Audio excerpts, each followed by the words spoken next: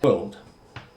It's Saturday the 20th of January and we're looking at a soaring forecast for tomorrow the 21st of January 2024 for the gliding competition at Worcester. Starting off tomorrow Sunday the 21st of January 2024. We start off looking at the boundary layer wind and we can see generally we have a southerly wind coming in over the peninsula and it's curving round to become a southwesterly blowing onto the northern ridges, and it's southwesterly blowing inland onto the Langeberg, and in the Worcester Valley things are a bit confused. At 5 o'clock we can see that this wind is intensified and we have coastal air blowing through the gaps in the mountains. This stream headed into the Worcester Valley and some other streams which generally are going to affect things in the Breda River Valley and also to the east of us. Looking at the cloud, this is at 2 o'clock and we can see that there's an overcast along the coast, and this cloud is creeping in over the Rafisona End Mountains into the Breda River Valley and also to the east of us. And if we look out to the east we can see that it goes all the way out past Swellendam, Rafisona End and further. Height of this is around between 3,500 and 4,000 feet, so not totally impossible to fly.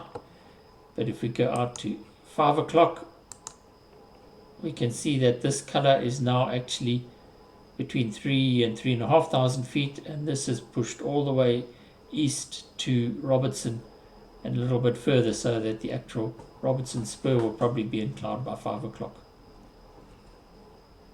Looking at the winds in a bit more detail, that's a surface wind at 2 o'clock. You can see it's southwesterly on the front ridge, about 10 knots, and southwesterly on the Langeberg, a bit stronger, 12 to 15 knots.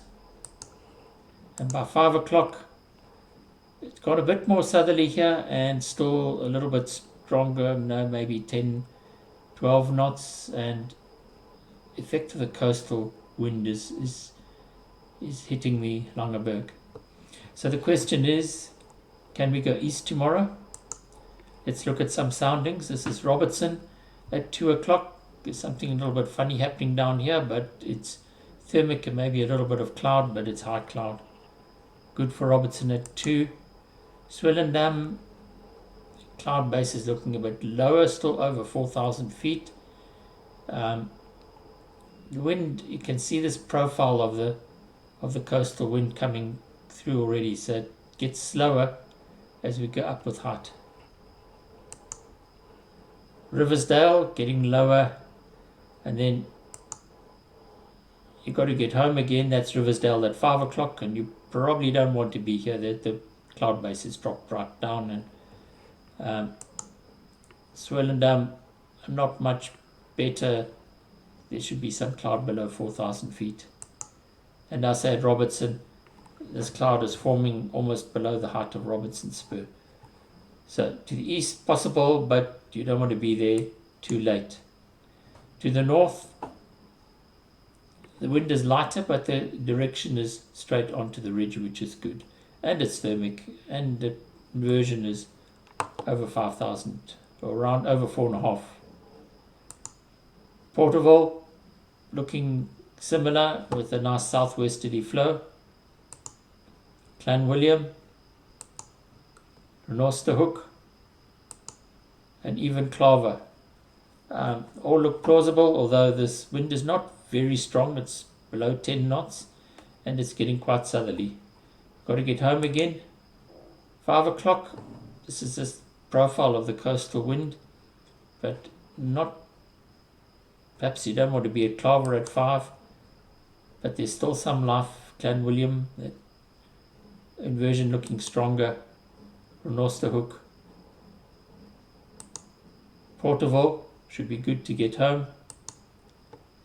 Tulbach, the effect of the coastal flow is evident, but we should still get round on the Witzenberg. And then finally in Worcester, in the Worcester Valley itself, just take a note of this. There's a very strong flow going up to 30 knots, and it's very localized and very low level. If you're doing a final glide into that wind from the northwest, just pay attention, and you can expect some turbulence in circuit.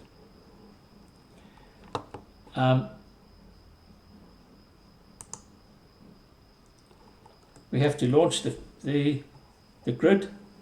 Looking at 11 o'clock, there's some evidence of thermic already at 11. Looking at the vertical velocity at 3,000 feet, nothing obvious happening here, but if I go a bit higher, then I can see signs of life on Vic Peak. And at 2 o'clock, it's looking good, and there's definitely some sign of life on Oldenburg and Vic Peak. And if I go up a little bit higher, we can see Oldenburg has got some lift there, and Vic Peak is definitely working. So yes, the grid will probably be launching a bit earlier tomorrow than you got today. And also, if we look at this one, we can see that the temperatures have dropped a bit. That's in the low 30s as opposed to, I'm not sure what you reached today, but it was very hot in Cape Town. Finally, looking a little bit further ahead, this is Monday, and you can see this is a Norwegian forecast. It's showing that there's some rain overnight and into Monday morning.